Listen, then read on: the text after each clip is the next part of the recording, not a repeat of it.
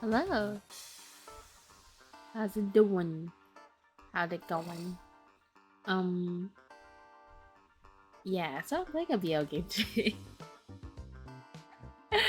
ah, okay, so basically, Uh, I see a bug on my computer and I want to get it off, but I also don't know where it just went. It, it disappeared around the corner of my laptop.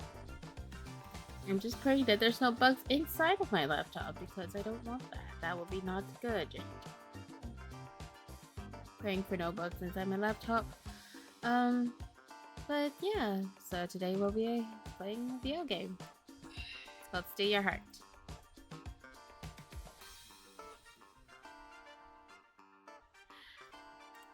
So, from what I know, this game is about like this main character. This is the main character. He looks like a mischievous. He looks like a mischievous little cat, and yeah, that's all I know about it. So, without further ado, let's start.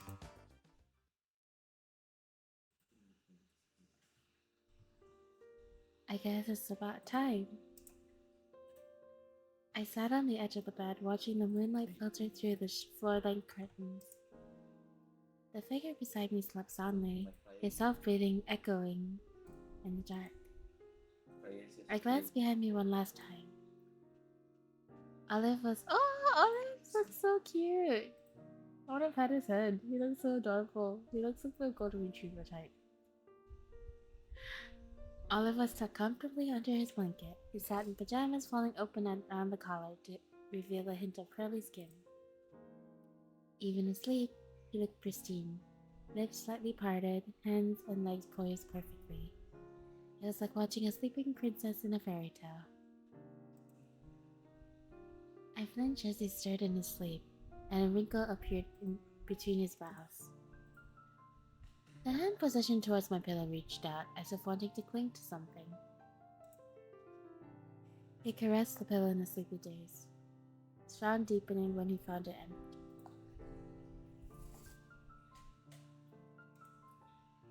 It'd be bad if he woke up right now. What should I do? I hesitated for a moment before reaching out to meet his searching fingers, hoping to calm him down.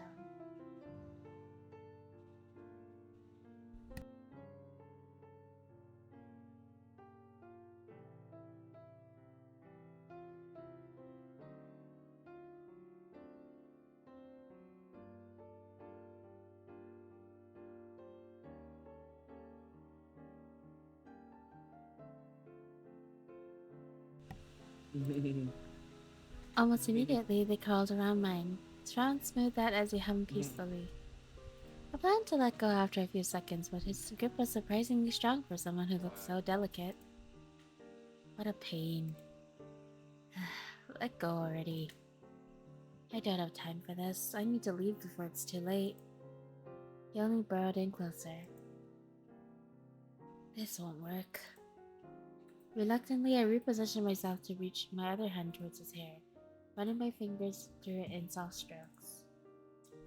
Olive began to relax under my touch and release a satiated sound under his breath.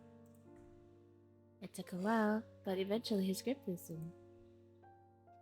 I lifted myself off the bed.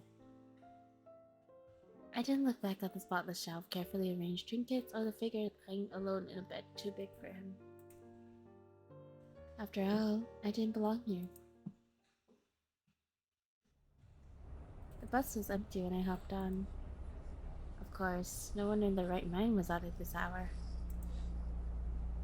I slipped into the seat all the way at the back, letting my head fall against the glass window. Outside, it was still too early for sunlight. He looks so cute. I love the design for the characters. He looks so sweet. I hope that guy's still asleep. He's probably gonna hate me when morning comes. Well, what happens after I leave is none of my business. I've already done my job. Some might call me a criminal or a con artist.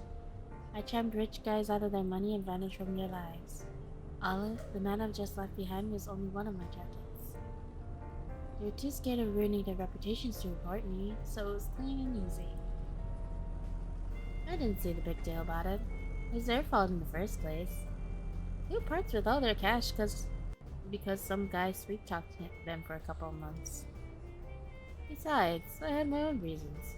There's my little sis back home, and I was a sole breadwinner, you know? Ah, that reminds me.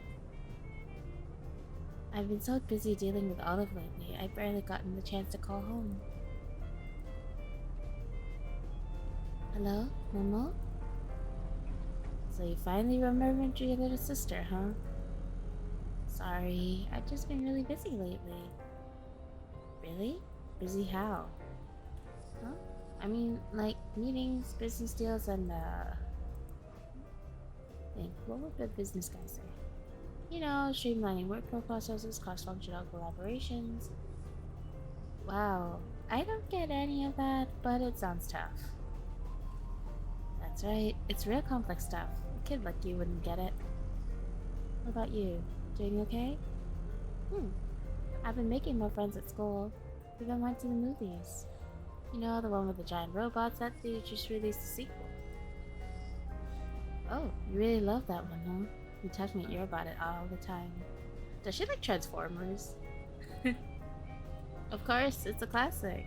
Actually, speaking of robots, the other day I discovered this ultra rare limited edition figure of it from 1988. It was a real commemorative item, and the detail was so insane. Does that even have anything to do with the movie? Not exactly, but it was so big and cool. It's a shame you can't have it. Hey, don't say that. Your brother's a big guy now. I could get you anything. But it's been out of sale for decades. Sounds like a challenge. No way. Don't regret it when I come home carrying a giant robot, okay? That's not happening. It's a bet. No, a promise. Momo giggled on the other end of the line. Well, I've got homework, so bye. Bye-bye. I love you. Love you. Oh, they're so close as siblings. The call ended with a click. For a few moments, I allowed myself to bask in the comfort of our easy small talk. Momo was an innocent girl, and all the time that I've been doing this, she never once suspected her brother could be a con man.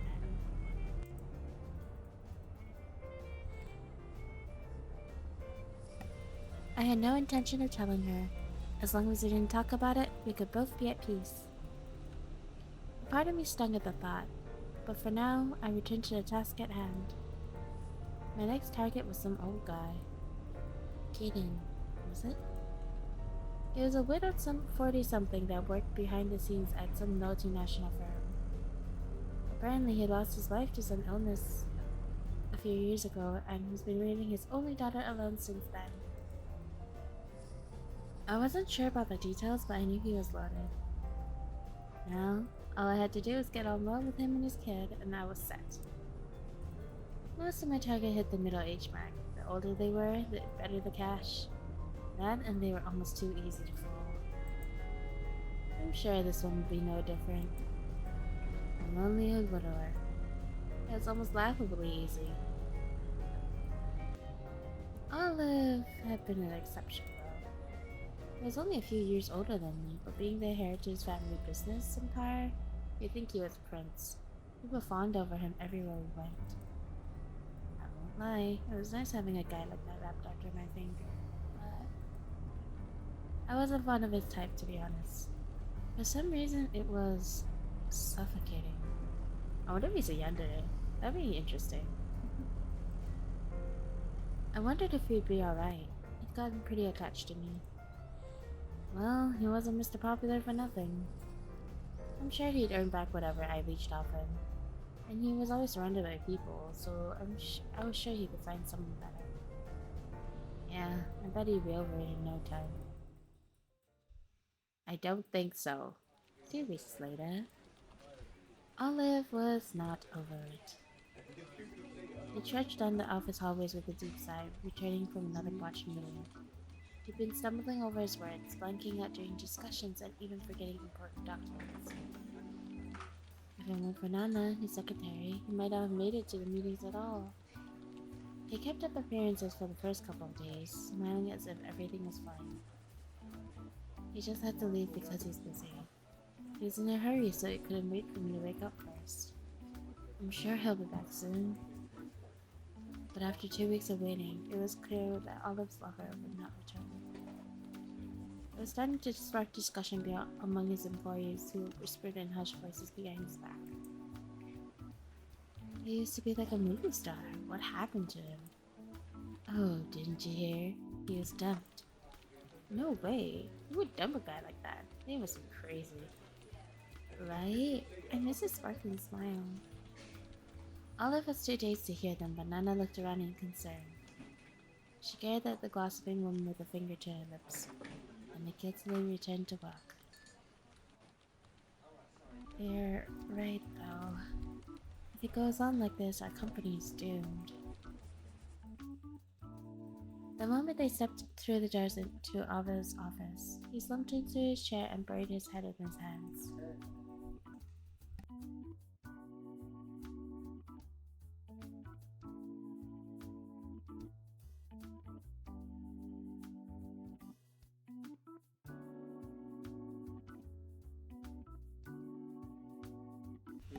After a few seconds, the room filled with the sound of soft sniffling. Nana handed him the box of tissues with practice ease. It had become part of their practice. It had become part of their routine now.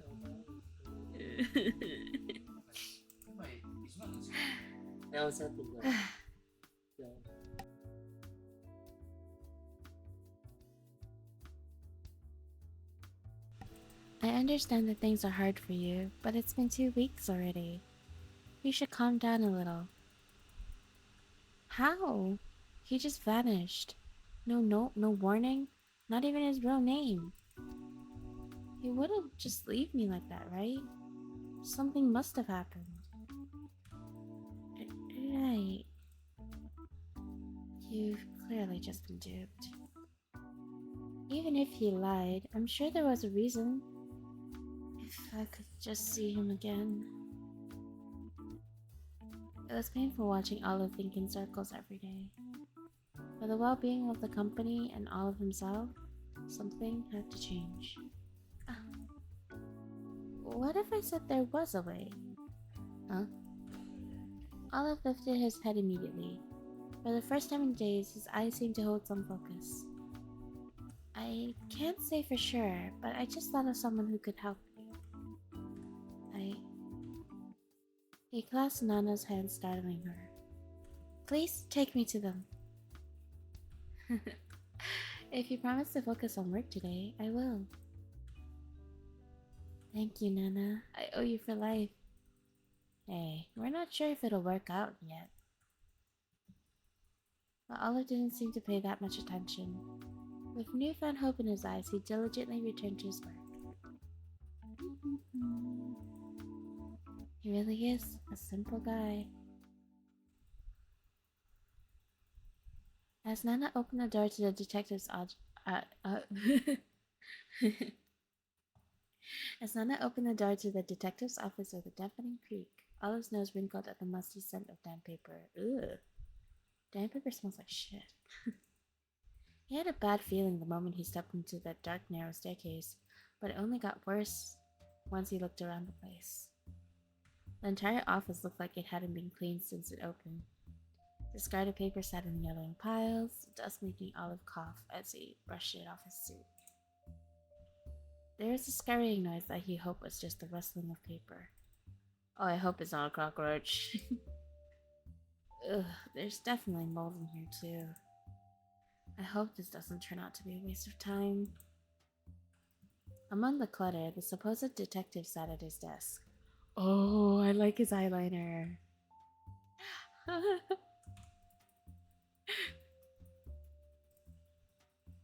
His appearance was just as unkempt as his surroundings. The messy bed had giving off the impression that he'd just woken up.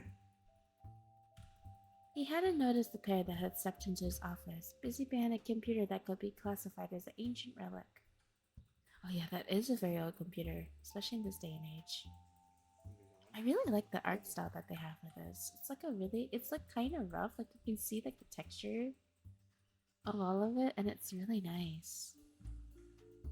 Who's So that shady guy? It's a to not detective, react fast. Juno. This is your guy? Are you sure he can help us? Just trust me, I'm speaking from experience.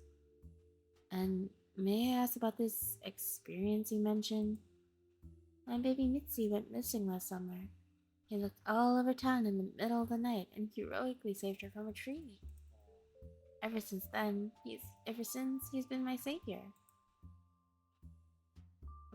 Well, I don't think leaving your child in a tree was very wise of you. Huh? What are you talking about? Mitzi is my cat. Finally got a game stack. To their surprise, Juno chimed into the conversation with an exasperated sigh. Oh, it's you again. His gaze shifted to Olive. And who are you? Is it your cat this time? What? No, I don't have one. A dog then? No. I'm looking for a man. Juno's eyes widened just slightly with interest. He straightened up and gestured to the chairs in front of him. Take a seat.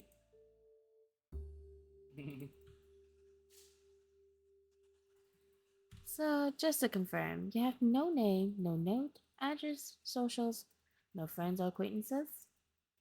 And you've been with him for 6 months?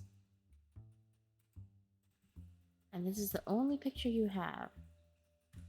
Juno examined the poorly angled image, a table cutting off half the subject, his face barely in frame. The only detail was a red cherry earring catching the sunlight. He hated being photographed. I took this one in secret. You know you've been played, right? You should have gone to the police. Of course, I figured out that much. But I don't think that's all there is to it. And honestly, I don't care. Criminal or not, I just want to see him again. After that, we'll see. Juno watched him skeptically, and Olive wondered if he'd made the wrong decision coming here. Just as he was about to give up and leave, Juno let out a heavy sigh. To be honest, I was considering shutting this place down. Lately, all I get are the same old infidelity and missing pet cases. It's wearing me down. Ah, so that's why your office is such a dump. Anyway, your case is probably the first real thing I've had. I can't say I understand your reasoning, but I'm interested. Gina took a leathered look at the photo in his hand. He felt a bubbling throughout the thought of discovering this man, and being the one responsible for unveiling his true face. Don't get any wrong ideas, okay? He's mine. Ah, I see possessive handling. That wasn't my intention. He's all yours. But I'd like to get to the bottom of this. You're gonna bring him back to me? Juno replied with an assured nod. I will. Despite his poor first impression, Juno seemed reliable. And now, with his hand extended towards Olive, he felt almost angelic. Well, do we have a deal? Olive took it with a firm grip. It's a deal. It had been 4 days since Juno had taken up the case of Olive's vanishing scammer. Don't call him that. Then what should I call him? He's my sweetheart. Sure. It had been 4 days since Juno had taken up the case of Olive's vanishing sweetheart. He'd left behind little to no leads, nearly every piece of information either missing or an outright lie. Juno was on his fourth sleepless night, the air thick with cigarette smoke under a lone yellow lamp. The office felt more oppressive by the hour, but Juno barely noticed, too focused on the glow of his monitor. There's just no trace of him. As he subbed on his cigarette with a frustrated sigh, his eyes drifted again to the only picture that he had. Vibrant hair, a confident pose, that unmistakably flashy earring. It was all right there, and still the man felt completely out of his reach. I left a restless itch under Juno's skin. Something that made him want to keep looking, even though when you know he should call it a night. I'm making coffee. Do you want some? Huh? He nearly forgotten Olive was still there. He'd been stopping by to help after work, offering whatever clues he could find, though they hadn't led to much. Yeah, thanks. A few minutes later, Olive placed a steaming mug on Juno's table. He leaned against the edge and took a sip out of his own cup, too exhausted to complain about the cheap instant coffee. I have to say, this guy of yours is a real pain. Everything about him screams trouble. How did you even fall for this? Olive laughed quietly, cradling the cup a little closer to his chest. You overlook these things when you're in love. It's not like I didn't notice. He was always a little strange. He always listened, but he barely talked about himself. He almost never let me drop him home, even when I insisted. A couple of times he did, he was always in some vague spot. But he was always the first person to just click with me. Once that happens, you just want to believe in them, even when all the signs say you shouldn't. Aw, this poor dog. He's such a puppy dog, I love him. He's like giving us the first glimpse of like affection or adoration, and he's just like, he's just so weak to it. Oh, I feel bad for him.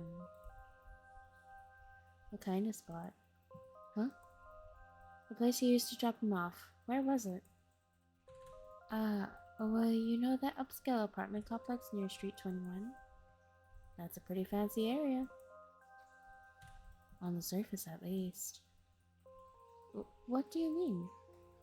There's a small service alley that runs behind the complexes. If you pass through that, there's a line of older buildings and shops. It's easy to miss unless you frequent it. It wouldn't be the first time that someone's used it to lie low. You think that's where he lived? I'm not sure, but it's the first lead in a while. I'll check it out tomorrow morning. Wait, let me go with you. I think I could take some time off work. Are you sure?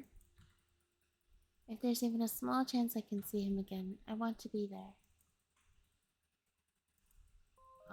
Alright.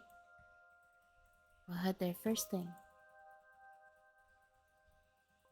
Olive gave him a hopeful smile. The first one in 4 days. Then I should get going. Good night. Night. Olive gathered his things and closed the door behind him, leaving the office empty and still. Juno turned off the last of the lights, but he didn't leave. He felt like staying back a little longer. He opened a window to let the night air in, letting the stuffy office finally breathe again. He walked up to it and lit another cigarette.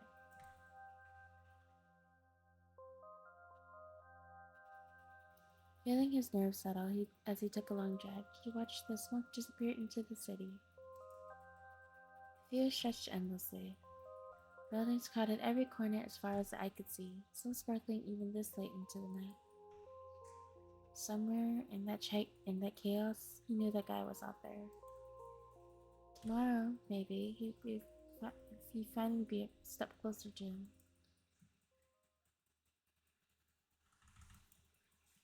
Behind the high-rise facade, the streets were a maze of cracked concrete, rusty shutters, and shabby eateries.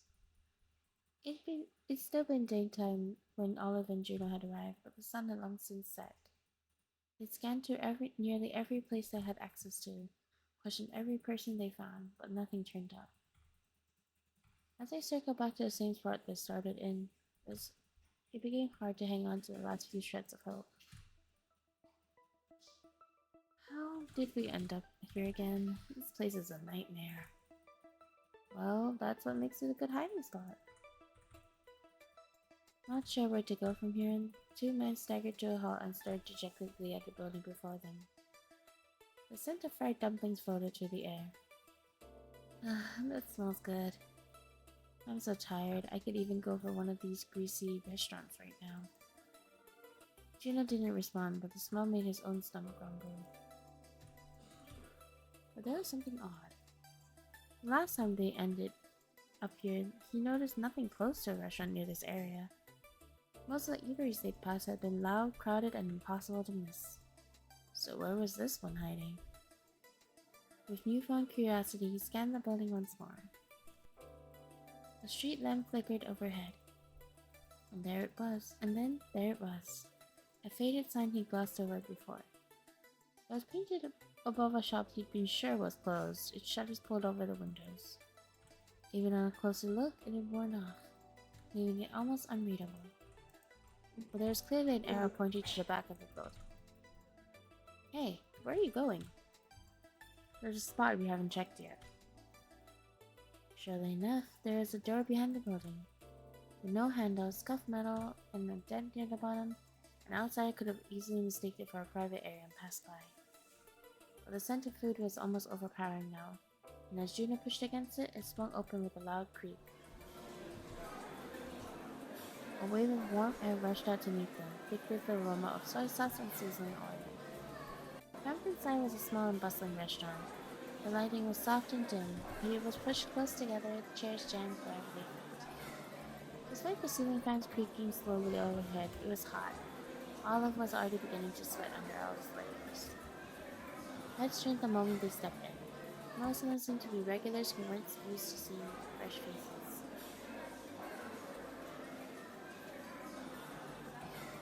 Juno ignored them and walked briskly towards the shop counter, leaving Olive to rush up behind to keep up. They walked to an old man who was presumably the shop's owner. His gaze sharpened as they approached. Juno skipped over any pleasantries and slid the photo picture across the counter. We're looking for this guy. Have you seen him? The man simply glanced over the photo and shrugged, showing no interest in opening it up. Juno clicked his tongue impatiently while Olive wrung his hands behind him. The man spoke in a gruff voice, barely bothering to look up. I got hundreds of customers a day. You think I know anyone? Just try looking. The man and Juno were now glaring at each other, and Olive realized that he could no longer bear to watch this unfold. Why don't you let me handle this one? He pushed Juno aside with a light tap to his shoulder, his polite smile not quite reaching the eyes. Sorry about him. He's not very good with people. We won't take up too much of your time, I promise. Could you please take a better look? Olive's voice was warm and practiced, but it cracked with sincerity. The owner's face softened slightly. He picked up the photo at last and squinted at it. Who is he to you? He's someone I care deeply about. He's been missing for 2 weeks. He had kind of sharp eyes, a cute shaped face, and was kind of petite, like he fit right into your arms. That's enough. I think I've seen someone of his sort come over here. It was days ago, though. Looked flashy, but he was a quiet kid. Always kept himself. One of our regulars used to bring him along. We better off asking him instead. The man gestured to the crowd with his chin. See that blonde over there? With the glasses? Go tell him I sent you to. Thank you so much. In the innermost corner of the restaurant was a lone man stuffing his face with a bowl of ramen. He barely noticed the 2 shadows looming over him until Olive politely cleared his throat. Excuse me. The man's beady eyes shot up as his body stiffened, flitting suspiciously from Olive to Juno. The owner sent us to you. We're actually conducting an investigation, and we were hoping you could answer a few questions. The man hesitated, glancing towards the counter, but the owner had already returned to tending his business. Who are you? Instead of answering, Juno pulled out the seat across from him and sat down. After a brief pause, Olive took the one next to him. Juno wasted no time and presented the now worn photograph, staring at the man pointedly in the eye as he spoke. That old man said you know this guy. Who is he to you? The man's expressions betrayed nothing, but he didn't meet Juno's eyes either. He stared at the picture instead, his chopsticks held mid-air and his mouth still full of food. After swallowing, he shrugged casually. I don't know. The old man's probably going senile. He brushed him off with a wave, but neither Olive nor Juno budged. Can you leave now? I'm trying to eat. Please, you might be our only lead. His voice grew desperate as he nearly leaned over the table, shoving the photo closer. Why don't you answer my question first? I don't even know who you are. I had a special relationship with this person, but I haven't heard from him in weeks. That's too bad. You're a regular, right? I doubt you're seeing new faces every day in a place like this. Think a little harder. The man stared down Juno, chopsticks now clenched tight in his fist. The two engaged in tense silence. The man's phone buzzed loudly against the tabletop. He let the shrill ringtone echo between the three of them as he eyed it with almost an accusatory glance. His face was draining of color. When Juno caught a peek at the screen, he noticed the caller had no name, only a single cherry icon. Not gonna pick up? Yeah, it's kind of important, so can you two take it here? Whatever, I'll just leave. The man began to rise from his seat, but before he could swipe his phone off the table, Juno had snatched it. With one smooth motion, he accepted the call, switching it to speaker. Hey, Lemon! Quit slacking off and send me those banquet passes already. Olive's soft gasp and twinkle in his eye with enough confirmation. They'd found him. Juno gestured at the man, Lemon to continue. He now sunk back into his seat, massaging his forehead with furrowed brows. I'm kinda busy right now. Can't you call later? That's what you said last time, too. You trying to ditch me again? Huh? I never said that. Just shut up. You... Olive and Juno watched as the voices on either of the call grew increasingly heated. Olive's face was a complex mix of emotions. His lips trembled slightly and his eyes sparkled with excitement and tears. Meanwhile, Juno listened with quiet fascination, trying to connect the blurred figure in the photo with the voice on the other line. It was light and pleasant, but the harsh delivery roughened its edges. Don't forget again, it's a grand pavilion reception. Go write it down somewhere. Lemon glared across the table where Juno was noting the information in the pocket notebook. You're annoying. I'll get your damn passes, but don't come crying to me when you regret it. Regret what? Click, the line went dead. Lemon tossed the phone back onto the table with So ungrateful. See if I cover for you anymore. He slumped into the chair with his arms folded. Whatever, it's not worth it. Tell me what you want to know, I'll spill. Somewhere else in the city. I knew I shouldn't have called in. What was that? Lemon hung up on me with some nonsense about regret. Maybe he's finally losing it. To be honest, I didn't really like relying on him. He's my go-to for finding and faking information, but he had this unreliable vibe to him. I guess it didn't really matter though, as long as I got my hands on Kaden. If his leaked guest list was real, I should find him there. It didn't matter, but it was all because of that weird call earlier. Something about it left me nervous. It's nothing. It really was. Everything was going smoothly, just as I'd wanted it to. I wasn't about to regret anything now. As I sat there biting my nails, I began to feel a little stupid. I'm better than this. Say, even if something did go wrong, not that it would, I could probably handle it, right?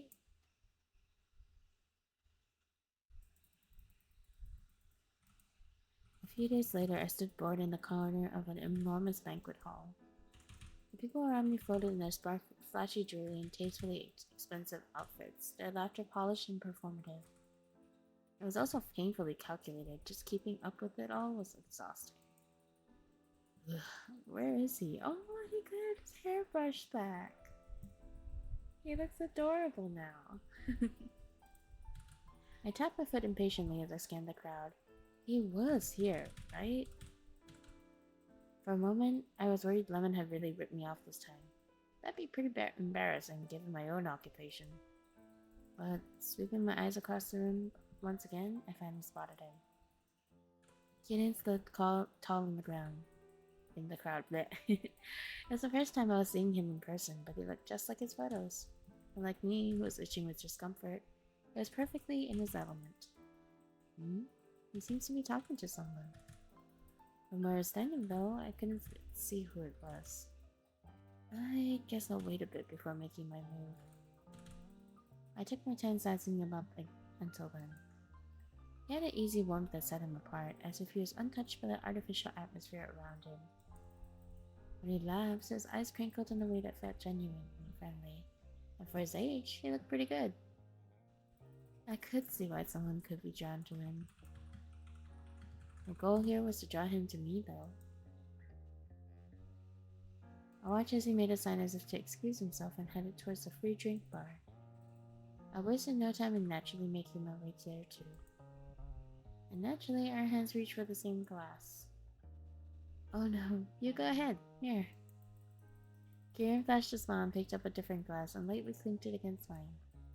Enjoy your drink there. I'll be on my way. Wait, no, not so fast, old man. Don't you have what idea what strings I pulled to be here? Wait. Is something wrong? You're Kieran, right? Yes, I am. Why? Oh, it's really you. I've just heard so much about you. I've been itching for a chance to introduce myself. I tucked a few stray locks of hair behind my ear and gave him a demure smile, half hidden behind the rim of my glass. Really now, let me hear the gossip. Just that you're so humble and hardworking, and how you've aged like fine wine. I'm glad to see the rumors were true. Oh, I'm flattered. Isn't it lucky that we got to meet this way then? It must be your destiny. You think so too? Destiny my ass. I don't think I've had the pleasure of meeting you before. What's your name, secret admirer? Oh, I'm Cherry. Cherry, it suits you well. It does? Look, cherries are smelling cute, aren't they? And so sweet too. Please, you're making me blush. I'm going to get the wrong idea, you know. So, what's wrong with that? You'll lead me on if you say things like that. My bad. You seem to be alone here. I just prefer it that way. This event is kind of stifling, honestly. And yet you went out of your way to talk to me? That... I just couldn't help it. Look at you, getting all shy. Say, if you're alone, why not join us? I'd love to, if you don't mind the company. Oh, isn't this going super well? I followed Kieran over to an area where two men are already engaged in deep conversation. They looked up once they heard us coming. Sorry, I got held up a little. They gazed up at Kieran and fixed straight onto me. I just ran into this sweet man over here. He was all by himself, so I brought him over. His name's Cherry. Isn't that adorable? No. You can't be serious. It's Olive. Cherry, this is Olive. His father's a good friend of mine, but he got busy last minute, and Olive had to show up. And this one's Juno. What was it again? His distant cousin? My ears are ringing too hard to hear Kieran. Only the name Olive stood out. No. Why? How? My knees grew weak and I fell into a chair behind me. Yeah, take a seat. Make yourself comfortable. He sat next to me and cheerfully slapped my back, making the nausea rise up my throat even further. The two men took their place in the chairs facing us. Suddenly, the enormous banquet hall had turned into a claustrophobic interrogation room. None of this makes sense. He shouldn't... And who's that weirdo behind him? I knew he didn't have such a relative.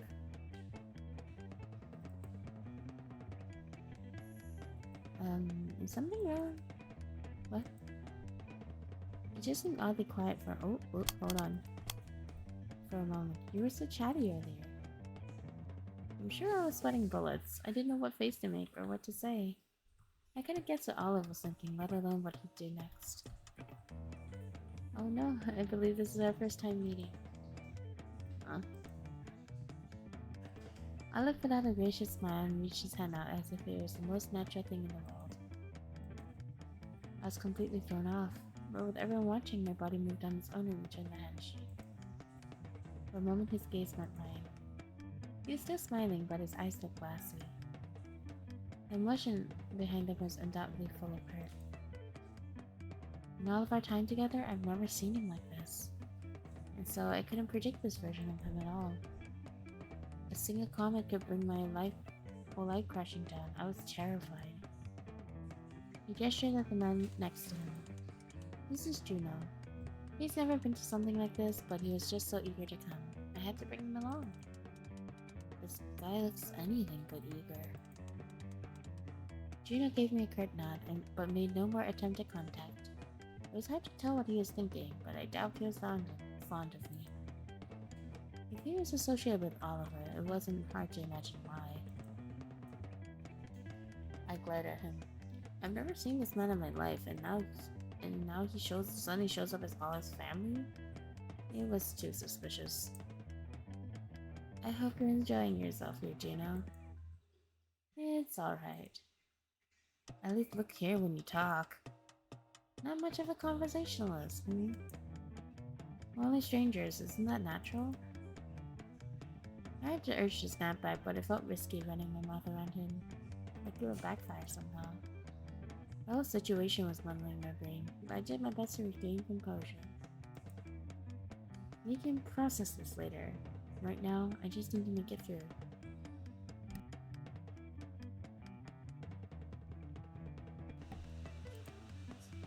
So, Cherry, since you're the star of the show here, why don't you tell me a little bit more about yourself?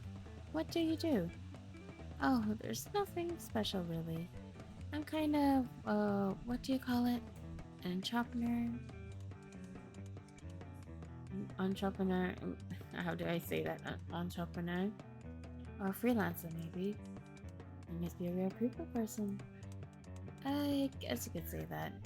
Networking is key. And how do you go about that exactly? I don't go around revealing my business tactics to strangers. Sorry. I guess I've had to get closer to you then, huh? For all your precious advice. Kieran's easy voice was refreshing in the tense atmosphere. Instead of cutting it with a knife, it was more like he was melting away. I relaxed my body somewhat, and my hand landed on his leg as I laughed. Oh yeah, I guess you do. Olive's pointed stare froze the room right back to its original temperature. I moved the hand immediately.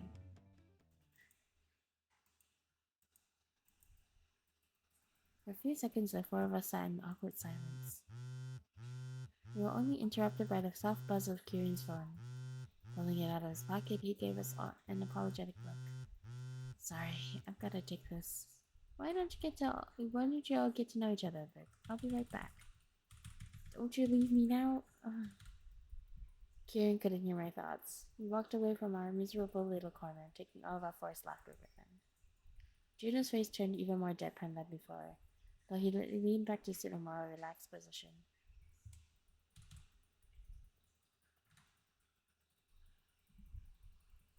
Olive, on the other hand, was frowning at me. So, there's no way that this is just a coincidence, is it?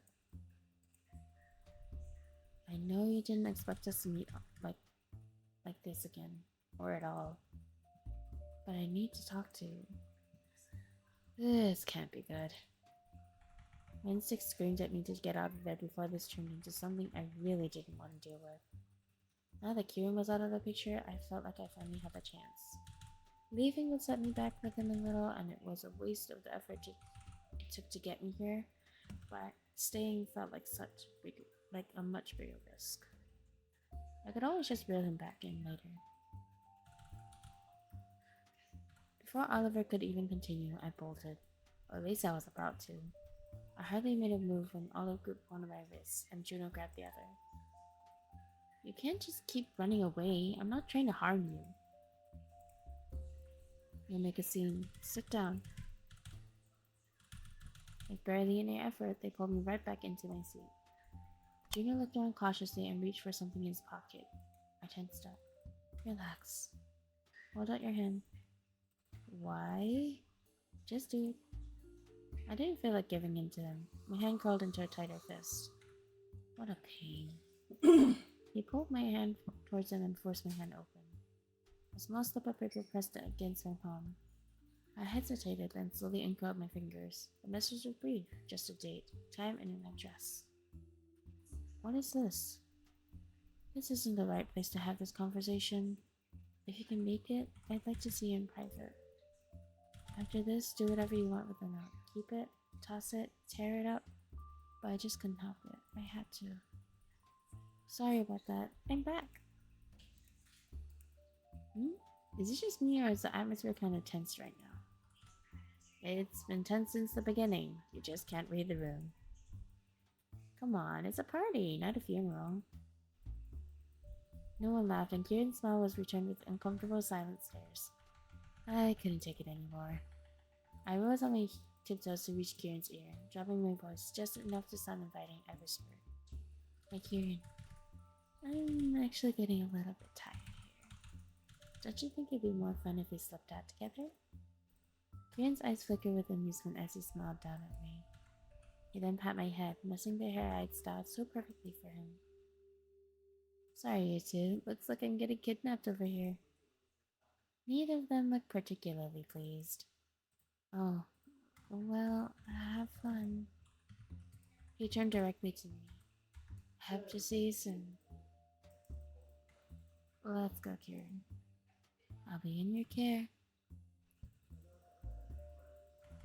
With that, I took Kieran's arm and led him away. I could feel Olive and Juno's gazes burning into my back, but Kieran's eyes lingered on me too. Had I known Kieran was some distant acquaintance of Olive, I would have never gotten into the situation. But it was already too late for regret. Even as I managed to leave the hall, I knew it wasn't the end of my nightmare, only the beginning of the worst to come. But surprisingly, the next few days passed without much fanfare. Right now, I was back in my hideout, the upper living space of an unassuming old bar tucked away in the city. The owner was an old acquaintance who let me crash when I needed to lie low. He was pretty normal to himself, but since he turned a blind eye to his customers, it became a refuge for all sorts of shady people. I thought I'd be safe here too, but now I wasn't so sure. Kieran and I had been in touch, even planning to meet again this week. He hadn't caught on to a thing. It was Olive and Juno that I was worried about. I hunched over the couch. Each time I moved, the soft crunch of Olive's note in my pocket refused to let me forget. The date of that supposed meeting was today. What's with that awful sigh? When I turned... Ooh, he's pretty. When I turned to the owner of the voice, the bar's owner was towering over me. I called you for lunch, but you've just been sulking out here. What's wrong? He wasn't someone that I was close to, but at least I could trust him with my identity. You already know what's wrong. Those two haven't made contact since then. I'm worried they're secretly up to something. If you're so worried, why not go see them? Huh? No way. They probably want me arrested or something. You think a guy who wants you in jail would just stall like this? Maybe he just wants his revenge before he hands me over. I can't read their intentions at all. What do I do?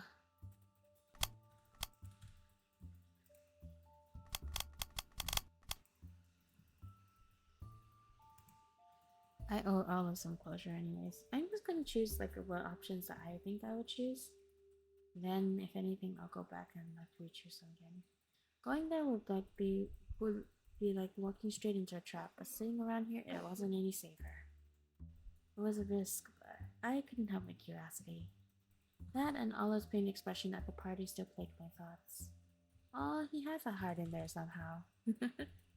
I need to get some water.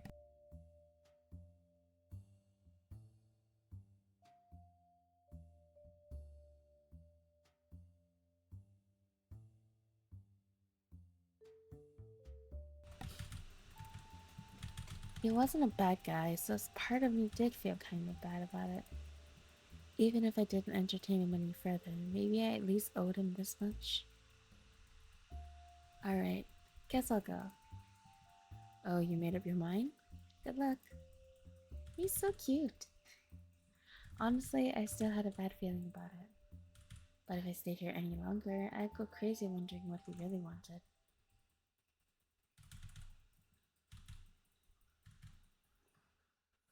I braced for trouble the whole way there, but the second I reached my destination, my fears evaporated. Is this guy really serious? The cafe I was summoned to was way too cutesy. Cheerful pastels coated the walls, and all the cartoonish decorations were basically mocking me. It was the last spot I picked for a serious confrontation. But there was no doubt this was the place. After all, I could see Juno sticking out like a sore thumb. He shifted uncomfortably, struggling to fit into his seat next to Olive, who was occupied with snapping pictures of the cafe's interior. They grew alert once they noticed me walk over. Olive watched as I sat down in front of them. He kept his elegant act, but his eyes were sparkling? Is he that excited for revenge? I shuddered at the thought of what he could have up his sleeve. You actually came. Why'd you bring this guy along? I'll explain everything. Just take a seat. Reluctantly, I sat down on the chair across from them. Olive hesitated before turning to Juno with an apologetic smile. Actually, could we have some time alone? Sure. He shuffled a few tables away, but still within earshot of us. I turned my attention back to Olive, who handed me the menu with a nervous style. Order whatever you like. It's on me. Haven't you lost enough money to me already? That's a poor joke. I looked down at the menu like a child who's just been scolded by his mother. I'll have the Super Deluxe Ultimate Dream Parfait. Oliver's face lit up at my order. Oh, that's my favorite. It's the whole reason I chose this place, actually. That does sound like something you do. The dessert arrived in a tall glass. A cat-shaped cookie rested on the tile, silky with cream, strawberries, and biscuit crumbs, while melted chocolate trickled temptingly down the layers of ice cream. That looks so tasty. And really cute, too. Nickel cookie. I had to admit, this is truly a Super Deluxe Ultimate Dream Parfait. Unable to resist, I scooped some of it into my mouth. It's really good. You think so? Oliver tried not to react, but I could tell that he was pleased with himself. Anyways, let's get to the point now. Right. Olive thought for a while, as if considering the best way to approach the conversation. Right. I'm sure we both have a lot of questions for each other. So, why don't we do it like this? For every one of my questions that you answer, I'll answer one of yours. I sussed him suspiciously, waiting for a catch, but it never came. I guess that's not such a bad deal. Ask away. If you have something weird, I can just start. Why me? It was a question I'd seen coming, but now that it had, I wasn't sure how to answer. It's not like I had a personal vendetta against him. I was only completing my job. This is just how I live. Could have been anyone. It's not because it's you. I don't know how I should take that. Take it however you want. My turn now. Why are you here? And what's with that Juno guy? How did you find me? Hey, that's like 3 questions. But I guess one answers the other. Juno's a detective. No matter what, I had to see you again, and he was my only option. We just traced down whatever we could find, and your accomplices gave us information. That's all. Must have been Lemon. I should have known that guy was trouble. I threw an accusatory glance at Juno a few tables down. He watched us silently the whole time, and I was made aware of his oppressive presence once again. I glared at him, but he didn't look too bothered and took another nonchalant sip of his coffee. Is he with the police? He's not. He's just helped me get this far, and now he's keeping an eye out. I don't actually want you arrested, you know. Then what do you want? Olive put up his hand at stopping me as I raised my voice. My question first. I begrudgingly slumped back into my seat with a pout. Olive watched me as it found softened into a soft smile. What? Nothing. His expression lowered my guard, if only a little. In the silence between this question and the next, we allowed the tension to ease just a bit. Olive took a deep sigh before breaking the moment. Whatever we had back then, was any of it real? My name, whereabouts, and occupation were all made up. You know that's not what I'm asking. How do I answer?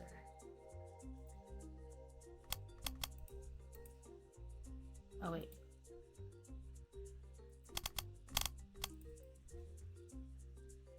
Should I answer honestly or deflect? I feel like I would actually answer honestly, since I'm already caught. I chose my next words very carefully. Honestly, I thought you were a good person. It was the truth. I didn't want to dig any deeper than that, but I could let him know this much at least. You're almost too nice, too attentive. I'm sure you're someone's dream man, and it didn't feel right taking up that spot any longer. Sticking around felt bad, so I cut things short and took off with the money. I smiled bitterly. Does that make you feel any better? I don't know. I don't get it. What exactly are you trying to achieve? I want to give us another chance. What? What is he talking about? Olive continued like he believed every word with complete conviction. I should have shut him down right there, but I felt too confused to even speak up. I guess a part of me still wants to save this. If nothing else, I'd at least like some closure. You just left me without a word. One day, I just woke up and it's like you were never even there. Well, you wouldn't have let me go otherwise. You may be right.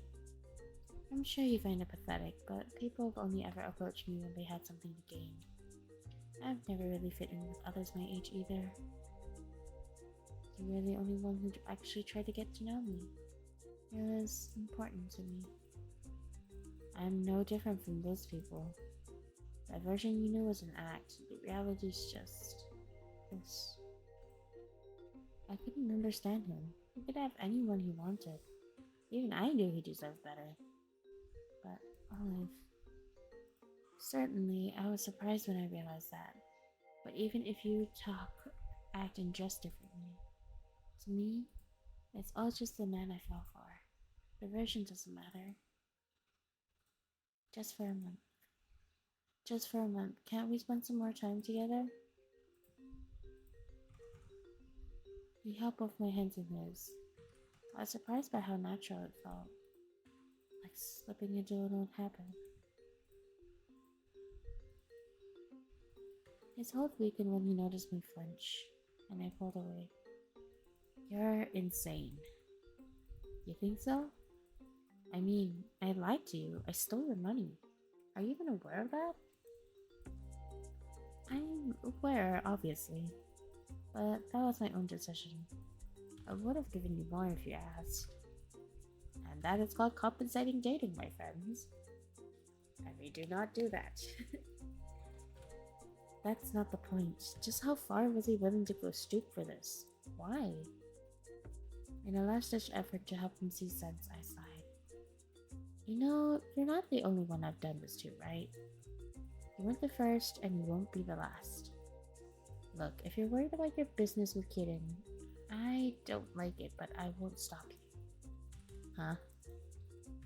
He's your next target, isn't he? Well, yeah, but you're fine with that? I mean, that's just for work, isn't it? With us, it's different. By now, I've realized he wasn't just naive, he was impulsively, stupidly in love. To the point of delusion. Oh, that poor boy. This was bad. And why would I agree to all this? Olive thought for a moment. If you don't, I'll hand you over to the cops. What? Wait, calm down. He came up with that completely on the fly. Most likely it was a desperate empty threat. And I have proof. He turned to Juno, who took a small tape recorder out of his pocket and moved it to me. I let my guard down. So, what do you say? What the hell? So he did just want revenge after all. I grit my teeth. You haven't really left me a choice, have you? Olive's face lit up in a radiant smile, as if he hadn't just turned my life upside down. I'm so glad you agreed. I was kind of nervous. I didn't think I could pull that off. Even Juno was starting to look at me with pity. This time, I'm going to make you fall in love with me, for real. Somehow, I ended up walking into a much bigger trap than I expected. Hanging my head, I had no choice but to accept defeat. While I was still reeling from the bombshell Olive dropped me, the date to meet Kieran again had already arrived. It was a date we had arranged some nights ago. A fundraising auction? This Friday. Wanna come along? I've never really been to one of those before. Not sure if it's my thing. Come on, it'll be a date. Are you asking me out now? In that case, sure, why not? I waited for him in the lobby of the hotel the event was taking place, taking in his muted extravagance. Well, I may have been there physically, but my mind was elsewhere. This past week's events has left me all shaken up and I still felt on edge. I guess my karma was finally catching up to me. I was lost in thought, staring at a fountain when I felt a tap on my shoulder. Who was it? Olive? Juno? I was too apprehensive to check behind me. Another tap followed by a soft breath against my ear. Jerry? The vibrations of his voice made me shudder instinctively, but I relaxed once I registered who it was.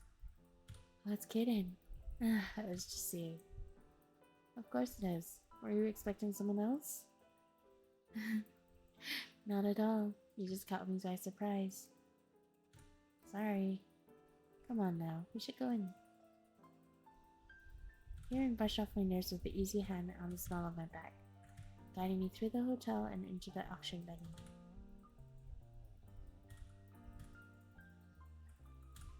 Our table was positioned all the way at the front, decorated a bit more lavishly than the others.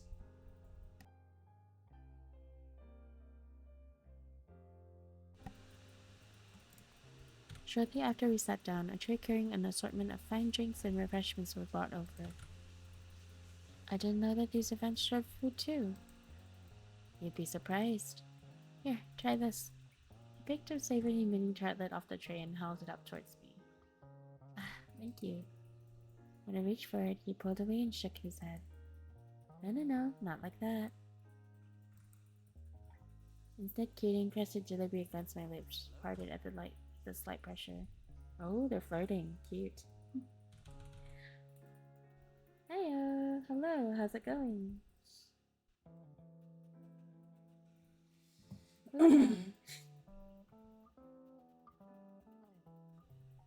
I'm playing a BL game.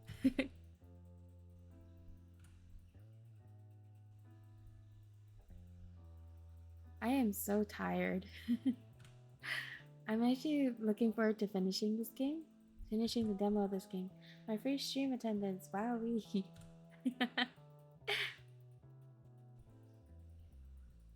Like yeah, this is the Steal Your Heart demo. It's a BL game. Wait, rewind. You are a what? I'm playing a BL game. This game is a BL game. This character is the character that we're playing as. Their name is Cherry. And this is the love interest, one of them. BL, did I hear that right? Yeah, it is. You should play it. It's a free game. It's a demo currently, but the developers are working on it, so it's lovely. What do you mean one of them? Like there's several love interests. I think they'll pop up later, but this is one of them. His name is Kirin. Kirin is like the, how should I put this nicely?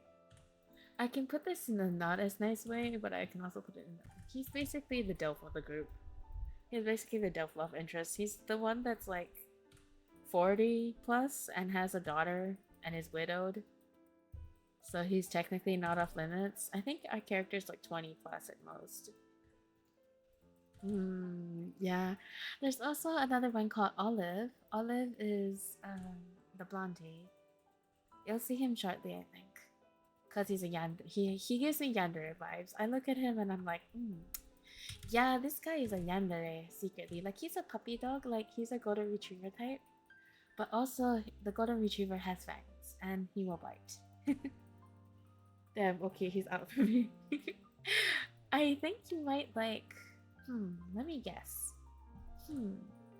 You might like the other one. You might like the other one. Yeah. Yandere? Okay, out for me too. Really? Usually when it's VL, I really like yandere protagonist or yandere love interest. I think they're cute. I like the yandere trope. Allowing only the tips of his gloved fingers to brush over my mouth, he guided it past my teeth. His touch was fleeting, and yet it lingered longer than the taste of the actual snack, which, objectively, was also good. Probably. Okay, time to say once more. Okay.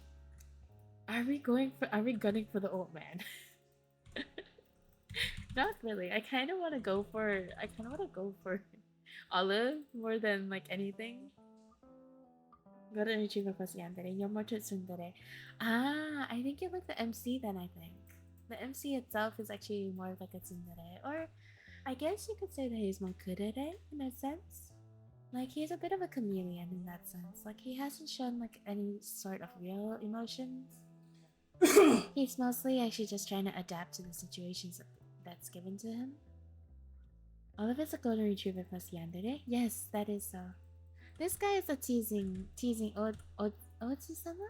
Oji-sama. This guy is more like the teasing Oji-sama type. Like the older, as people like to say, daddy top. But I don't like the word daddy because it feels weird. Oh, go who else? Okay, there's one more character. I forgot his name. he's the detective. What the frick was his name? I can't remember. Okay, wait. Okay, let's feed him back. There's no way I was letting a man twice my age one-up me. It hurt my pride. I picked up another piece from the tray. Kiddin? Oh, is it my turn now? I should actually fix my voice changer and get like the guy model that I have. And use that next time. Detective, what's his vibes? He gives off Rottweiler? Like a Rottweiler or a German Shepherd. He's pretty aloof and doesn't really talk much. And he's a bit messy looking. He's very cute though. He reminds me kind of Alban. Like if you know Alban Nox from Michi, he kind of reminds me of that. His face expectant and slightly defensive. Defenses. Damn German Shepherd. I can't think of anyone. What's with that expression? I hesitated slightly, my hand floating mid-air. Kieran lifted his eyes to meet mine, puzzled. Before I could say anything, I hurriedly shoved the snack into his mouth. Cough, cough. I don't know how to say. Maybe I should work on like my voice changer. I should probably go and try it out. I have a voice changer thingy that can actually change my voice into a guy voice. I would have picked Olive, but Yandere took him out. But okay, the thing is like Olive isn't exactly a Yandere, not yet. Like I I think that he will be, based on vibes. And my vibe check is usually not wrong for yanderes. Like, I'm usually pretty spot on at spotting them. Because he is the slightly possessive type. But he's the cute side of yandere, so I'm okay with it.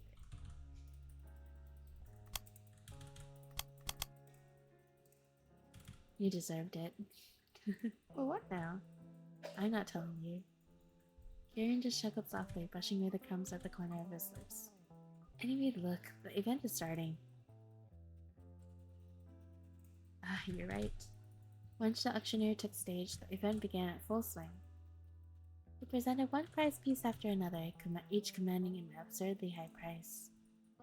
I didn't particularly care for any of it, though I wondered if I could make some good money reselling one of these things.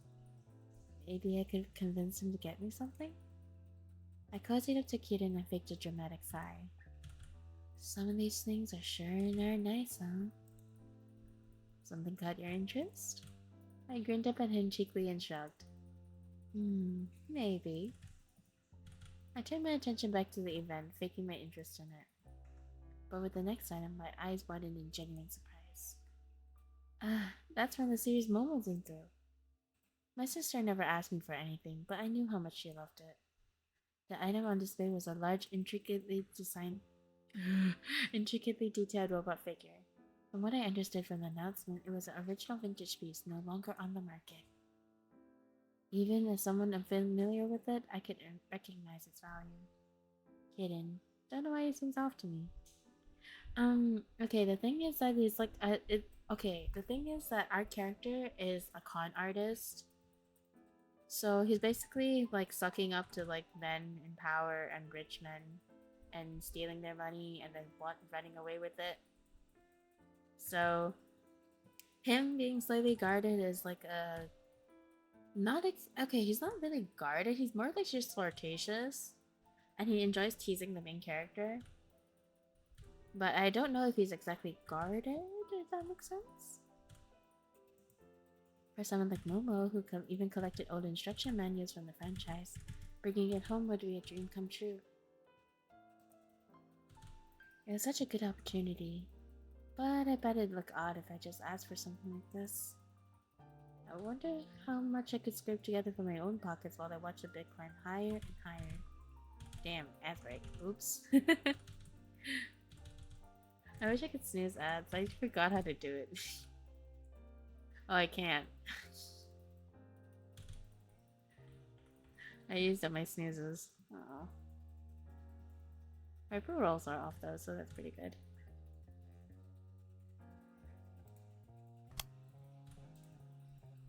$1,800 going once. There goes my chance.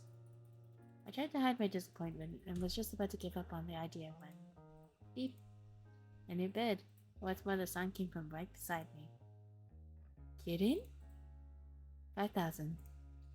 After a brief silence and some hesitation from the crowd, the auctioneer called out, 5,000 for the gentleman up front. Any advance on 5,000? Everyone remained quiet. No? Then 5,000, going once, going twice, and sold. Kieran blinded my eyes with a knowing smile. I hadn't even said anything. Then how? You looked like you wanted it. Oh, he's blushing. Look at him. Wait, hold on. Go back, go back.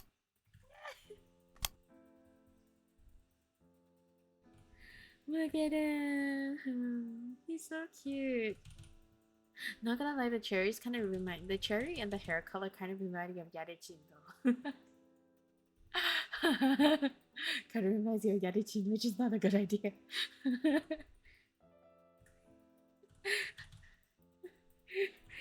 Wait, of who? There is a very, very NSFW BL manga called Yarichin. Do I want to say the name out loud? Yarichin. Oh god. Oh no, you know. Do you know it? Oh no.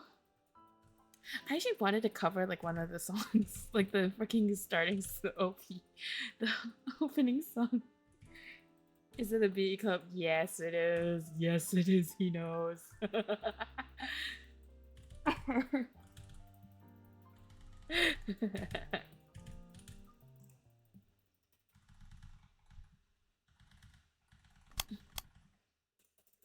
After the event was over and Kieran handed all the formalities, the staff helped us carry the figure in a large display box into his car. As we watched it get lowered carefully into his truck, I asked him, "Is this really okay?" "Of course. Isn't it normal to buy presents for your dates?" "Though I didn't think something like this was going to interest you." I hesitated a bit before responding. "Actually, it's not for me." "Oh? Who's it for?" "My sister. She really likes this kind of thing." I was about to leave it at that, but Kieran pried further. "So you've got a sister. Are you the older one?" I nodded and he waited patiently for me to go on. "She's in high school right now. I don't get to see her that often, so I've been a little worried. She's responsible and takes good care of herself, but she's always been the shy type, so I hope she's making some good friends." He's such a caring older brother. Yeah, we should.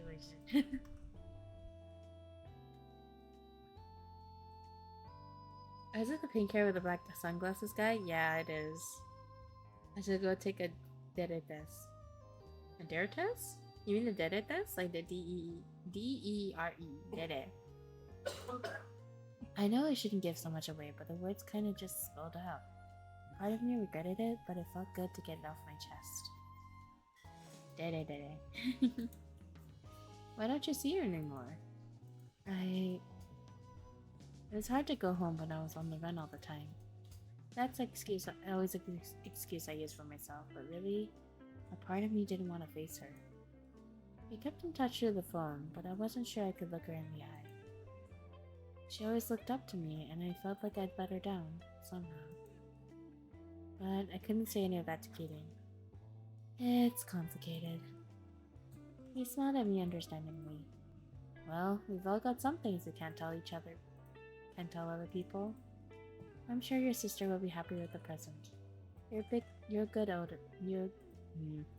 a good big brother. I laughed politely, not quite believing it. Speaking of family, Kieran, you have a daughter, don't you? Kieran beamed at the mention of her. That's right.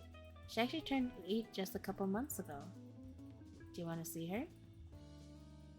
I barely begun to nod when Kieran was already fishing his phone out of his coat pocket. Oh, he's a protective girl dad. The shift in his demeanor was jarring, but I had to admit, it was kind of endearing. I leaned in for a closer look at the screen. Oh, she's so cute! Aww, little munchkin. I don't like children. Like in general, I don't like children. I don't like kids. But like, aw, she's adorable.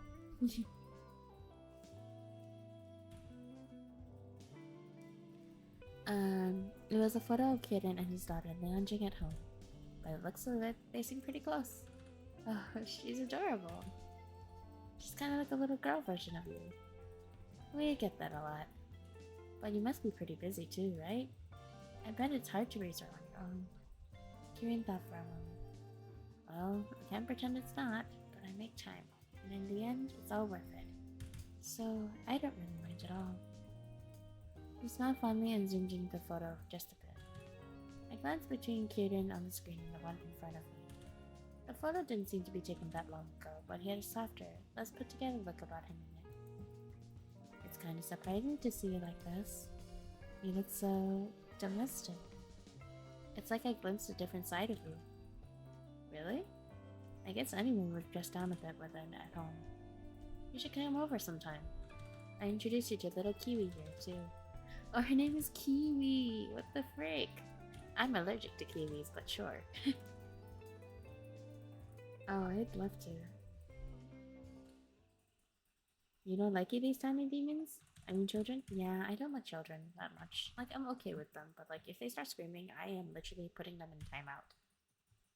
And I'm literally locking them in a room and walking away. By the time we were finished talking, the venue staff had already left. It was about time that we did too. Now the figure, technically my figure, was loaded in Kieran's car. I realized the unspoken implication. If I wanted to take it home, I'd have to get him too. I didn't want Kieran to know my actual whereabouts, so my thoughts scrambled for an escape. But he already opened the door for me. It wouldn't make sense to back off now, so I reluctantly climbed inside. I'll just have to lie about where I got off.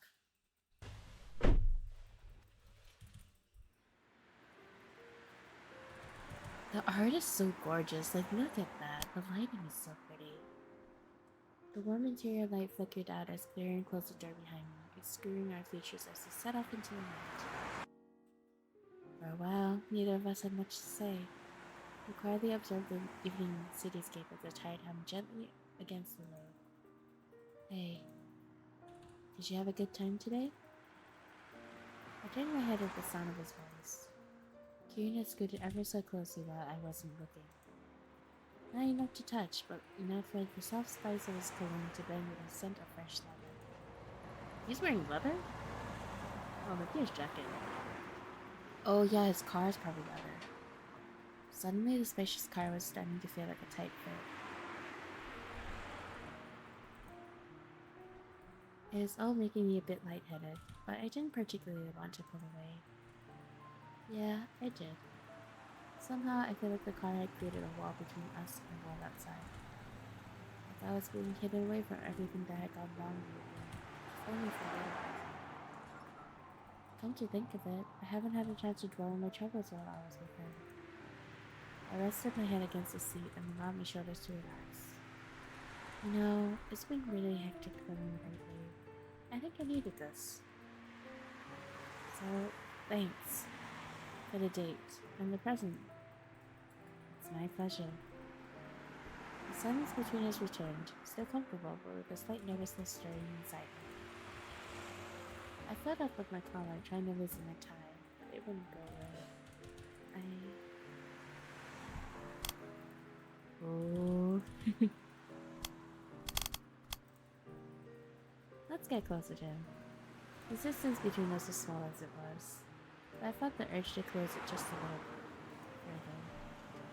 It wasn't an action I put much thought into. Before I knew it, the body heat I only sensed in the air was just pressed against my side. As we passed by a street lamp, it illuminated Kieran's face for only a few seconds. His expression was unreadable, yet it seemed to stare right through me. I had no idea what he was thinking, and I didn't want to hide away. Kieran gently held my arm in place. Would it be wrong of me to ask for a reward? It was just meaningless flirting, but I was sure. But I faltered when I whispered back. What would you like? I didn't have to see his face to hear the smile on his face. I'll leave it up to you. Don't put me in a spot like that. But a reward, huh? Guess a little one couldn't hurt. I brought my face closer, enough for my breath to ghost over his skin. The nervousness bubbled up inside me again, but I kept my hand steady as I held onto his jacket. Desu? Kieran closed his eyes expectantly and I felt a chaste little peck on his cheek. Ah, cute!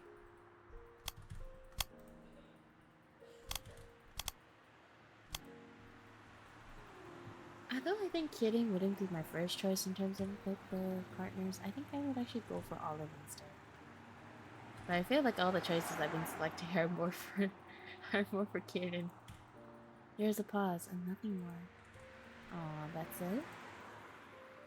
The tension between us dissipated and I let out a soft giggle.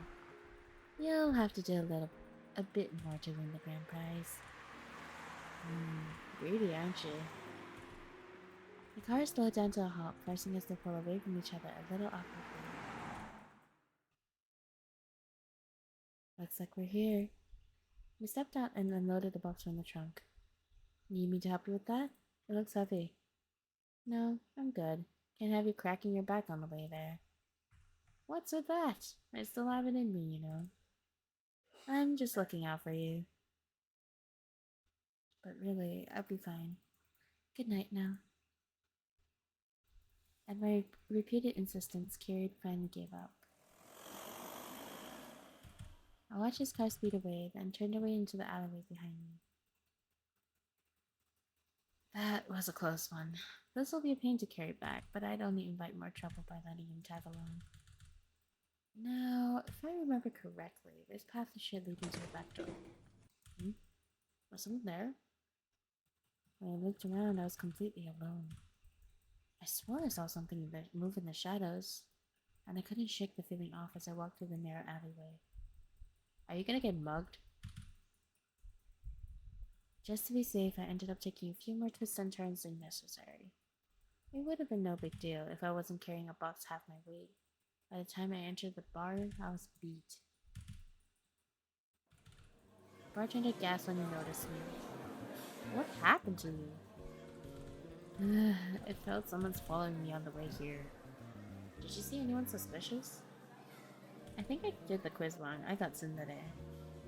Kawaii-chan. Are you a tsundere?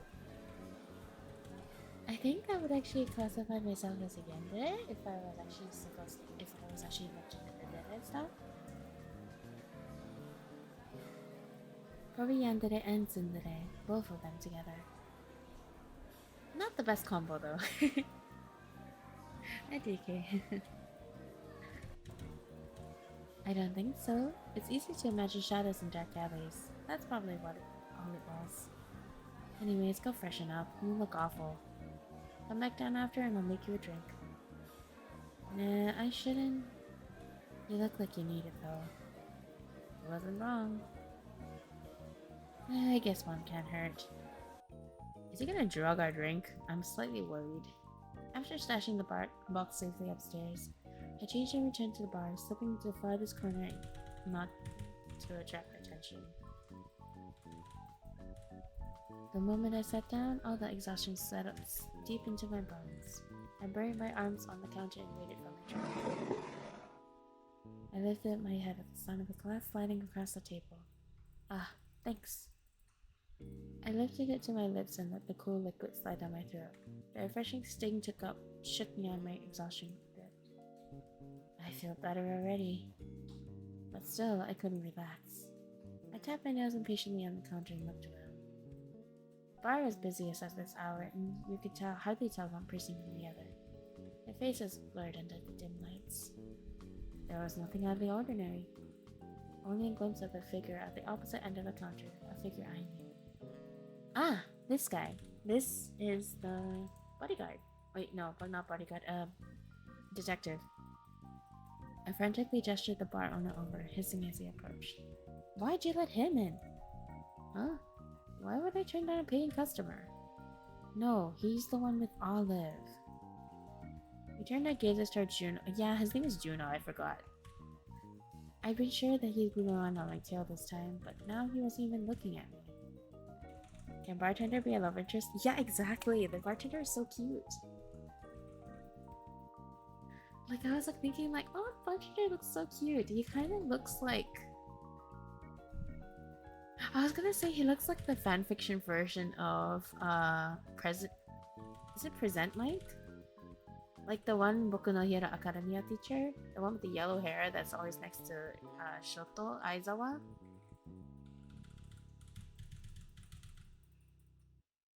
This guy's a love interest? Yes, Juno is a love interest as well. He has a more kudere vibe, I believe. I missed what you said before about tsundere and stuff. I would say that I think I was just saying like, oh, I'm more of like a tsundere plus yandere mix. Although it's not the best mix, not gonna lie. He just watches his surroundings with much disinterest. Well, he isn't doing much harm, so I can't exactly throw him out.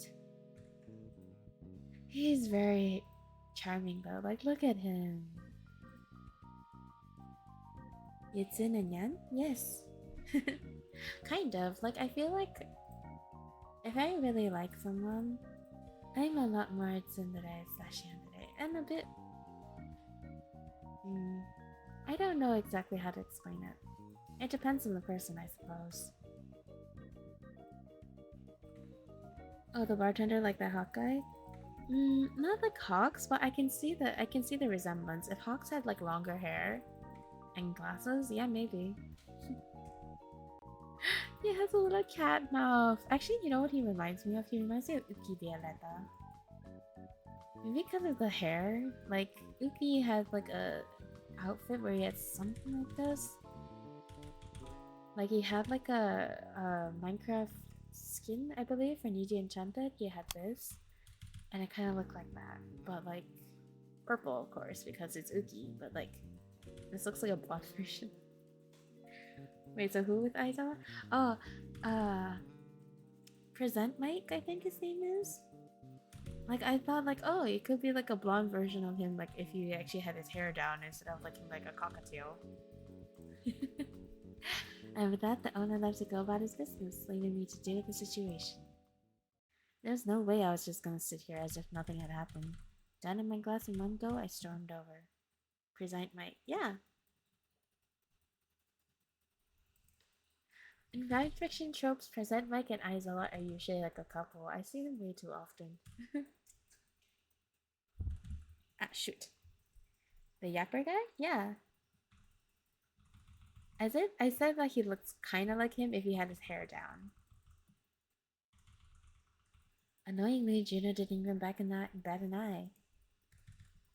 It wasn't until I slammed my his eyes got so big. He got freaked out. He was like, God damn it, I was just here enjoying my drink. What the heck? It wasn't until I slammed my palm against the counter that he finally spared me a glance. What? I'm the one who's supposed to be asking that. I agreed to your stupid proposal already, so why are you here? Who said I was here for you? I just wanted a drink. Yeah, right.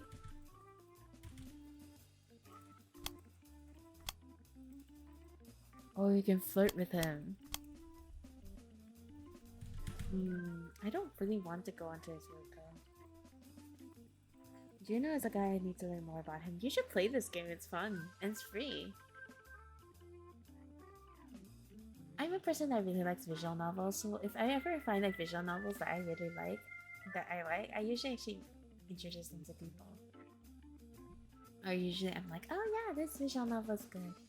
Or this game is good.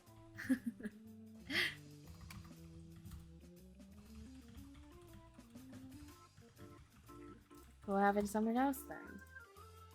I like it here. Is there a problem? You're the problem. Bar owner hushed me from across the room. Embarrassed at making a scene, I forced a deep breath and begrudgingly took the seat next to him. The height difference. I want to see you with the glasses. How'd you even get here in the first place? I told you. I just came here for a drink. It's a coincidence. Don't mess with me. Juno met my glare with the corner of his eye, and after a pause, he sighed. It really was a coincidence. Well, sort of. I figured you'd be hanging out somewhere close to that banquet venue. And you seem to have a thing for seedy places like this.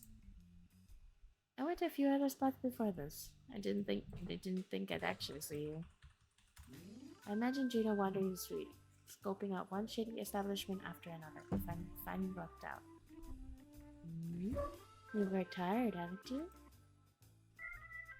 Not really. His reply was quiet and curt.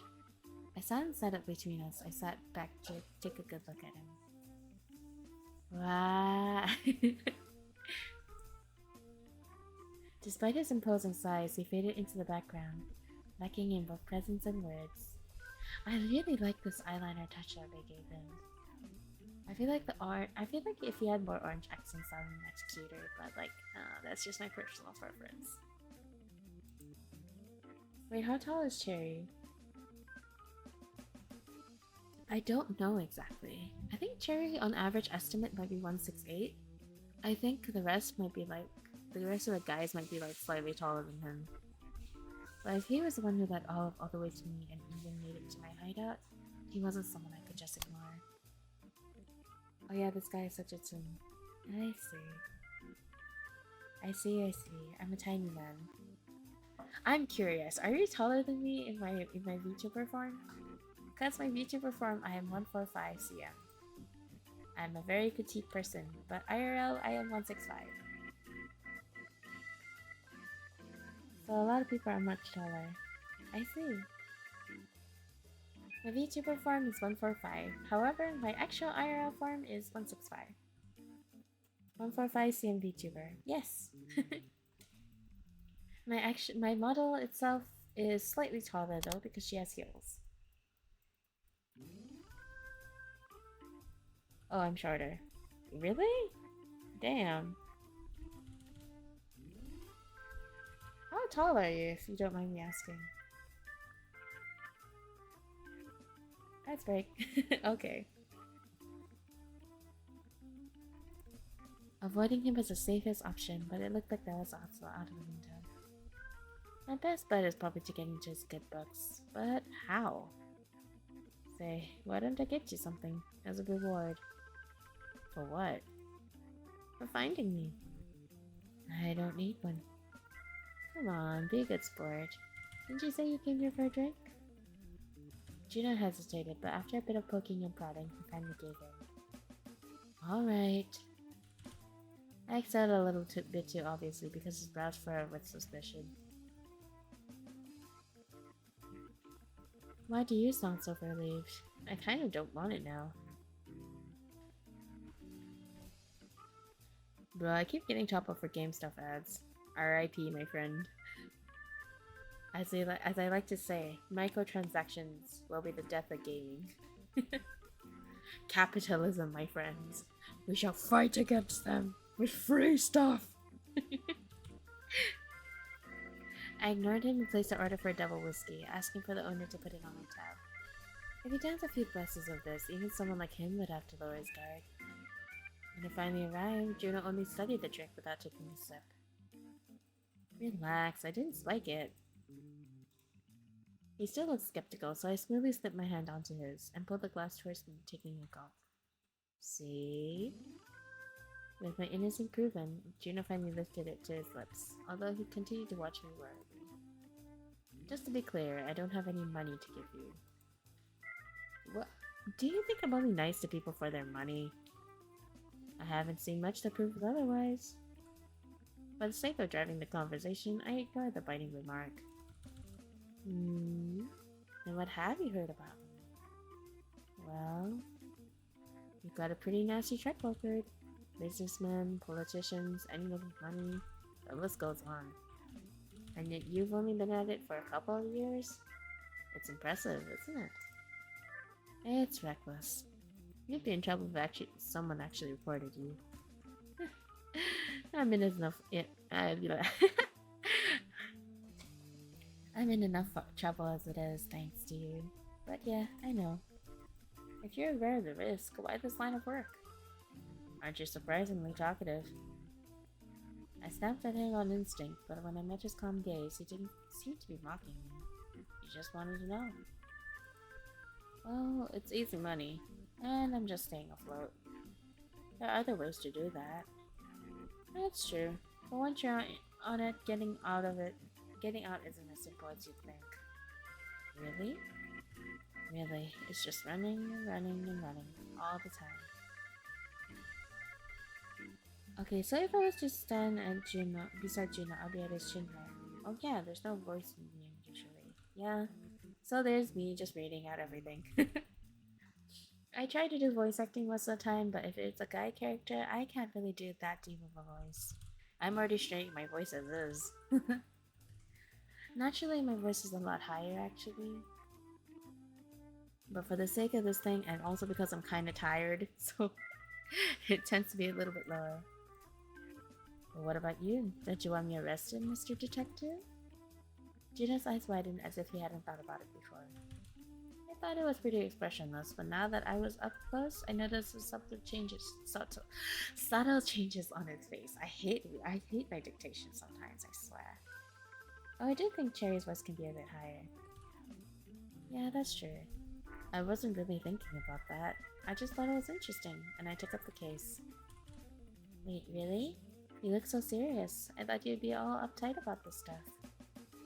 Guess I'm not. Also, it's the first time I've dealt with something like this. Oh? I feel kind of special now. What were you up to before this? To my surprise, Juno looked a bit embarrassed. He averted his eyes from me, and for once, it wasn't out of disinterest. Come now, spit it out. Ugh. Like, missing cats and stuff.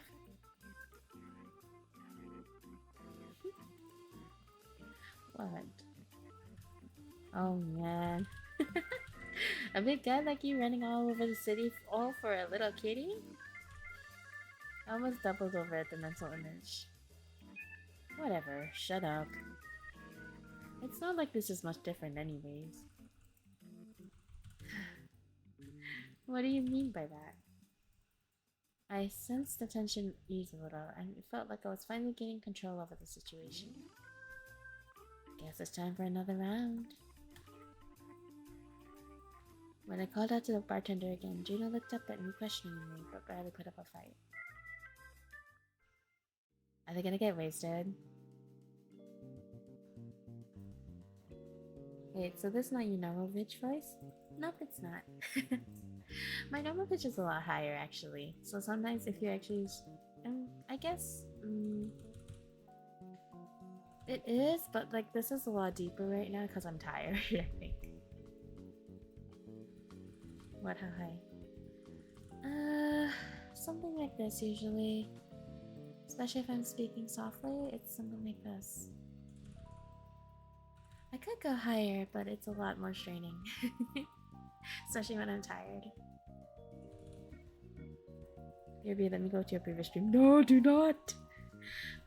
I think, okay, the thing is that, like, usually I only have my high voices for, like, if I'm trying to voice a character, or, like, if I'm not tired. If I'm full of energy. The next round of drinks arrived shortly after, but Juno stopped me when I handed him a glass. I'll have this on one condition. You're still acting stubborn? What is it? You're going to join me. To be honest, I wasn't that big of a drinker, especially when I wanted the upper hand.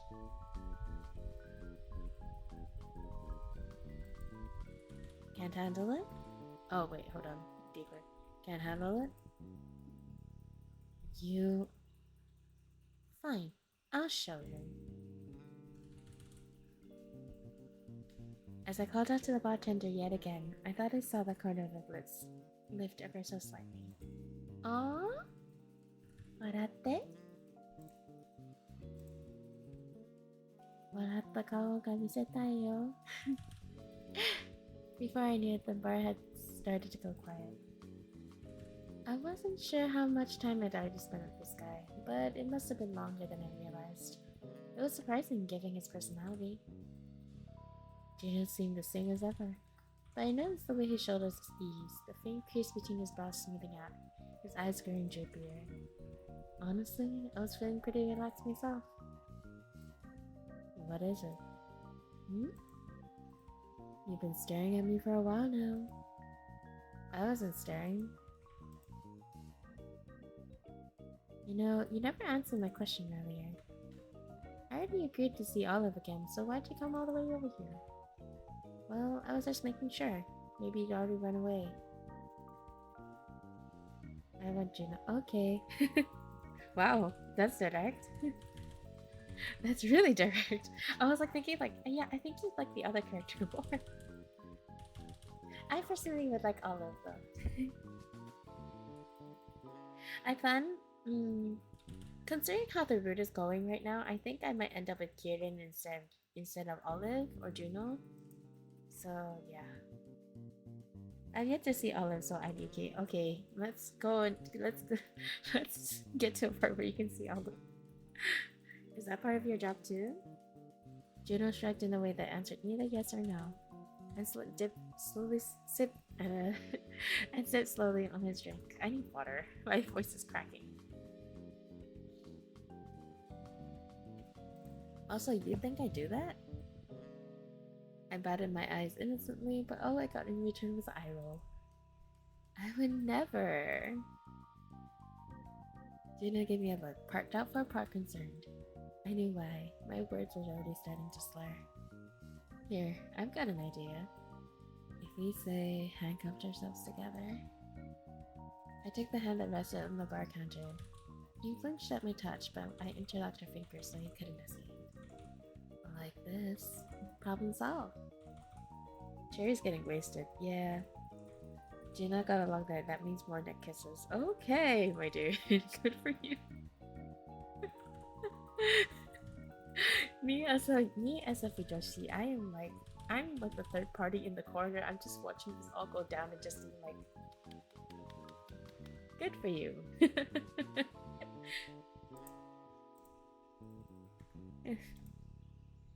Don't laugh. Why would we do that? You're acting strange. It's not strange, it's genius. I swung her arms around, missing our glasses by a hair's length. The room tilted as I shifted in my seat, and the weight of her joined hands threw me off balance more than I expected. My body wobbled slightly and I fell forward. A rush of air brushed past my face as I braced myself for the cold, hard floor. You have no idea how direct I can be, especially with the but my sentence structure is not sentencing. It's fine, I can understand you.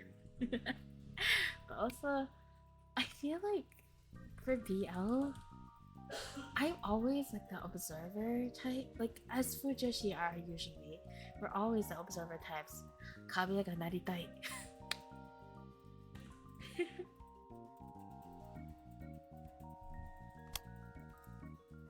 As we like to say, kabe ga naritai. We want to be the walls. But just in time, a firm hand steadies me.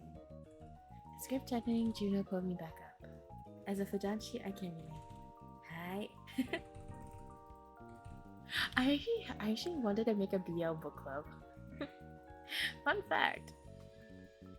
I was gonna make like a BL book club, where we can do which is like basically almost like a talk show or like a podcast of some sort, well streamed. That we actually would talk about like various BL that we've been watching, or like various BL that we've actually watched or listened to or liked in general, and like we would actually go for like certain topics or tropes within like that certain BL sector. But as a bi person, I can also relate when I see someone with Fujoshi on. That's true. You're drunk. Still feeling unsteady, I blink up at him. My head did feel lighter, and a blood was spreading through my lens. I wanted to deny him, but... This one was the other one, I think. It's fine.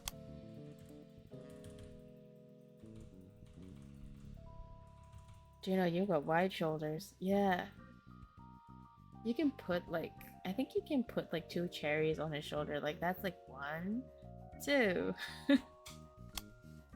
I gotta see this olive guy. Okay, I'll try to speak. Wait, do I have anything? Wait, hold on. Okay, not the back look. Option. Log. No, not the log.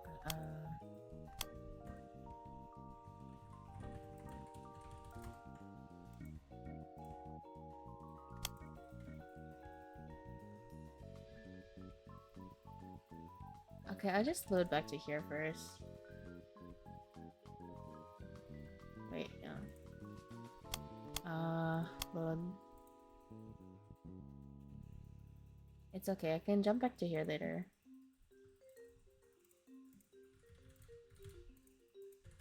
Here, this is Olive.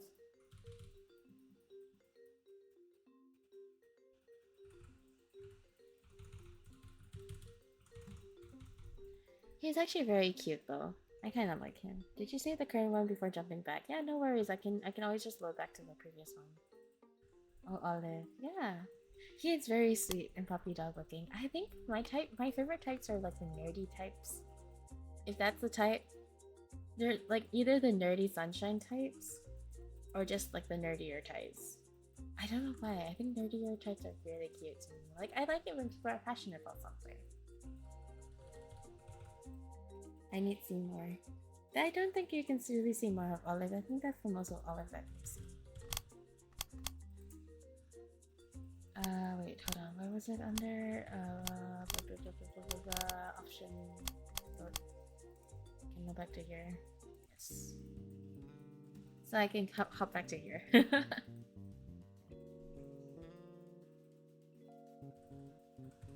Oh my god, it's almost 2 a.m. Jesus.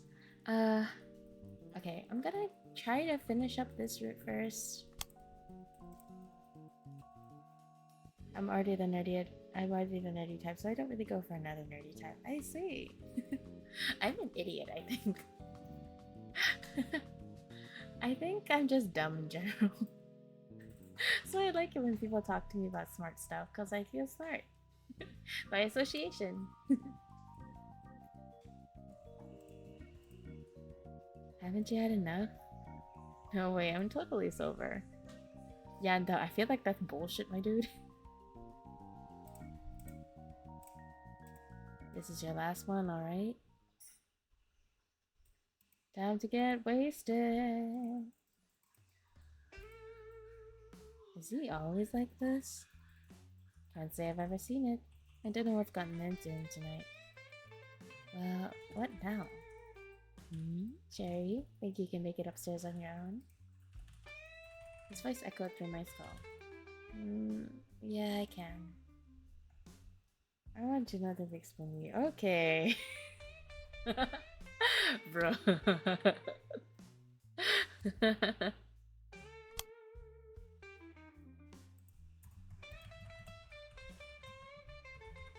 But as soon as I got myself out of the chair, my limbs mysteriously tangled themselves as I tripped over myself the second time I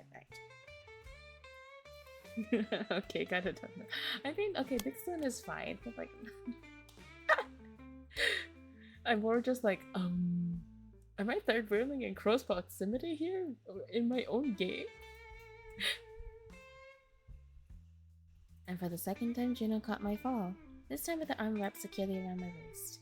He pulled me back onto my feet with a single motion. Whoa. Looks like it's hopeless. Seems so. I still need to clean up around here and close the place, so could you carry him? It's just up those steps. Sorry for the trouble. It's alright. Still holding me up, he hoisted one of my arms over his shoulder. Come on, let's go. Juno tried to guide me across the room with little success. Don't act all friendly with me now. Are you a child? Who was the one swinging their arms together just now? I grumbled under my breath, but refused to budge. I mean, look at Juno, big upper chest out. Oh, but Puff's gonna be uncomfortable lying in head on me. I don't know. I mean, each their own, I guess. It wasn't fair. I was sure he had drunk just as much as I had, so why was I the only one making a fool of myself, while he got to act all cool and responsible? It was his fault I ended up like this in the first place. It was hard marching up to his strength, but no matter how much he pulled, I did my best to keep my feet planted on the ground. I knew it was testing his patience, and that's exactly what I wanted. What is with the jazz? What is with the romantic tension music here? Not even romantic tension. This is like the actual sexual tension music. Bro. Jazz ga ina. He's such a smug little shit. Like, look at him. Juno stopped in his tracks and strapped me a grab, which I met with a smug grin. Then with a loud, frustrated sigh, he hoisted me over his shoulder without a word. Ah! Screenshot time.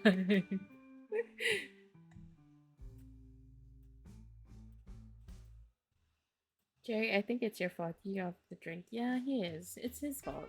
But like also at the same time. I like the fireman's carry. He's just like, okay, upsy daisy princess, let's go. Damn, bro, don't just fireman carry him like that. What did you expect him to do? Princess carry him? It happened so fast I barely registered it. I'd rather you bridal carry him. How does bridal carry look like again? I can't remember. My thought process went to princess carry. One second I was standing and the next I was mid-air, staring at the broad expanse of his back. I tried punching it, but my movements were clumsy and had little impact. Still, I continued my attack. Hey, let me go! Juno paid me no mind. I was already halfway across the staircase to the living area. Don't ignore me! Did you say something? Didn't even feel it. At this realization that I've done a negative damage, I hung my head in defeat. No, it's nothing. As much as I wanted to keep up the tension, I was growing drowsier and the world swayed in front of me. With a reluctant sigh, I clung to the back of his t-shirt, unwilling to risk tumbling down the stairs. All I remembered was a brief realization of being carefully lowered onto the soft cushions. I realized it's a living room couch. When I came to, it was already morning. I found my hoodie folded over a bit messily on the coffee table, and no trace of Juno ever having been there. Or so I thought. When I went to put the hoodie back on, a note fell out. It took me a while to read the poorly scribbled handwriting on it. I took off your hoodie because you kept complaining about being too hot. You should be more careful next time. P.S. Eat more. You're way too light. That last line wasn't necessary. I crushed the note in my hand, embarrassed by my carelessness. With a frustrated sigh, I collapsed back onto the couch. Is Juno a house husband? I think he is boy failure. His office is messy as fuck, and it's like disgusting. So, and he's also described as like disheveled and like unruly haired and stuff like that. Damn, boy failure. Yeah, he is a boy failure to the max. Next time, though. A few days later. Okay, you know what? I think I'm gonna just save first. Hold on. No, don't overwrite my save.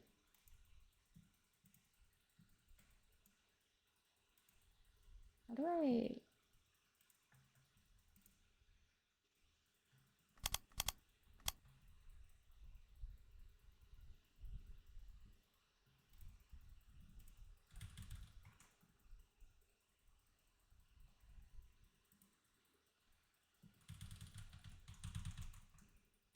It doesn't let me, like, save. Oh, okay, there we go. I was like, why can't I save shit? What the heck?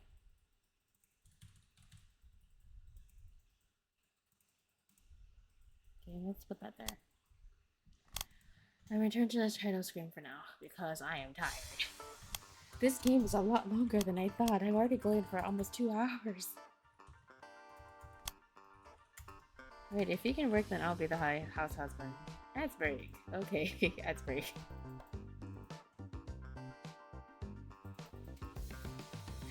But yeah, I think I'm gonna be ending off for the day. I am so tired right now. Tried to use the arrow keys, still adds. Oh, okay. I mean, like, I managed to save it, so no worries. I'm good. But yeah, thank you for everyone who's actually been watching or been witnessing me playing this game called Steer Your Heart. It's a really fun demo and I really love the art style. The art is so good. The art is so good. Like, it's unbelievable. Like, I love the art style. It's so nice. But yeah, I'm gonna be sending you guys off to raid shortly. But for now, I'm going to just check something. I keep getting jobs ads. RIP, my dude. Nice. Yeah.